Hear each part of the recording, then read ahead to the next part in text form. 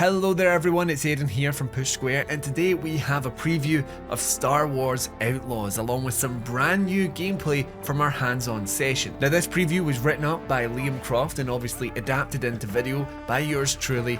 And I just want to say quickly that this was a remote session streamed via PC, hence the Xbox button prompts that you'll see in this gameplay. But of course, today we're talking the content of the game, and later down the line we'll talk about the state of the PS5 release in our full review. So anyway, let's see how Star Wars Outlaws is shaping up.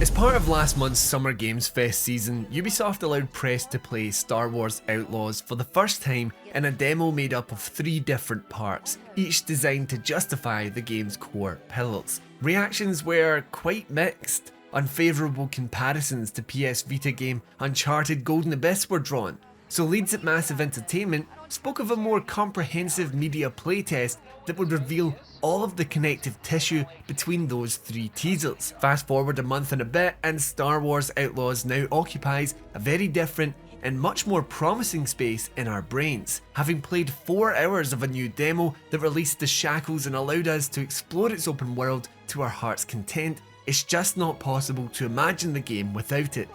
The open world of Star Wars Outlaws is what brings everything together.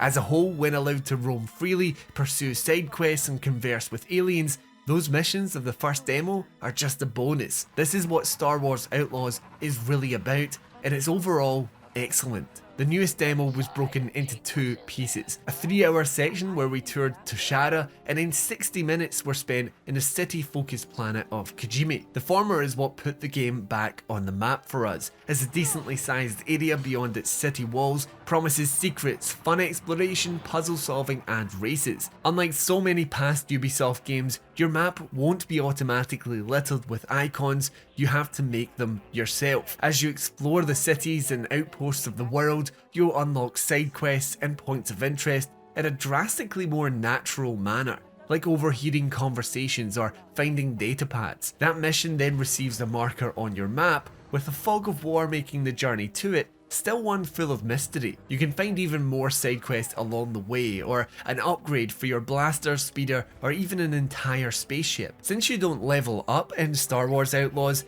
every one of these expeditions is given extra weight, since the reward at the end of them could genuinely improve your loadout. Getting better gear is your sole source of improvement, and intriguing side quests complete with little stories is how you obtain it. Superior weapons and gadgets are reasons enough to pursue side activities alone, but what elevates them further is the genuinely fun puzzle, interactions or fights that you'll find when you reach the marker. Just some we encountered on Toshara involved trying to convince the Empire to stop bothering a family that wants to go fishing.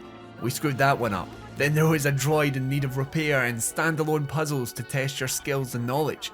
With the promise of really meaningful rewards upon completion, side tasks shouldn't be disregarded as unimportant distractions. Instead, they're one of the main reasons to play. Working alongside them is a story of suspicion, heists and double-crossing.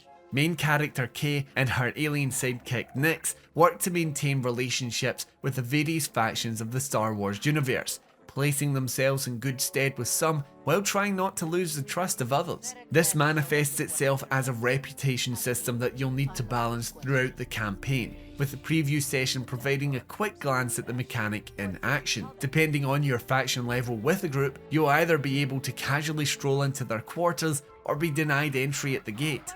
In one mission, we were made to choose which faction we stole some upgrade parts from. We were in very good standing with one, but the other disliked us. As such, this created a really cool balancing act, where the quest would be much easier to complete by stealing from the faction that liked us, since they wouldn't bother us in the act.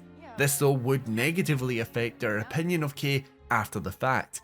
With decisions like this to consider alongside choices forced upon you, it's all about delicately navigating your way through situations to make sure nobody hates you too much. This is all presented in what seems to be Ubisoft's most cinematic game to date.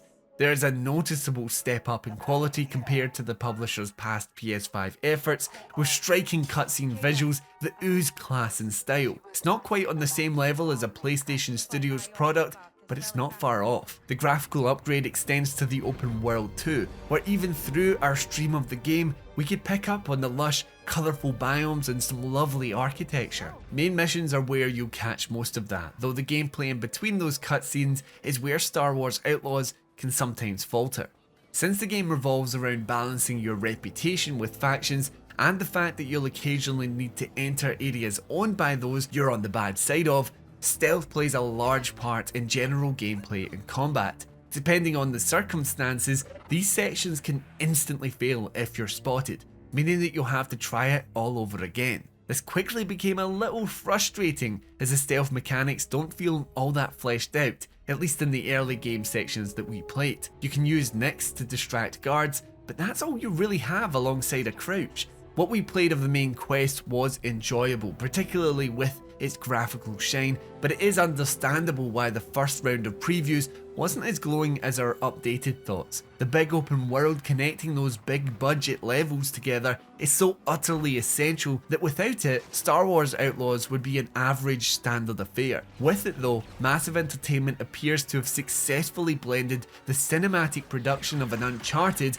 with the open-end exploration of an Assassin's Creed Odyssey, without all of the icons. Having played just 4 hours of a game that'll likely be at least 10 times the length of that, we're not quite ready to make any definitive statements. Star Wars Outlaws will need to prove it has the chops across a full campaign, but as a microcosm of what the full experience might offer, we have come away bursting with renewed hope. Exploration is what the latest Massive Entertainment outing does best, and with many more open world planets to visit in the full game, it's that sense of discovery that's primed to elevate the experience to something special. Thanks everyone for checking out our Star Wars Outlaws preview. Let us know whether you're picking the game up down in the comments below, and while you're down there, remember to leave a like and subscribe to the channel for more PlayStation video content. Anyway, until next time, I've been Aaron, and this has been Push Square.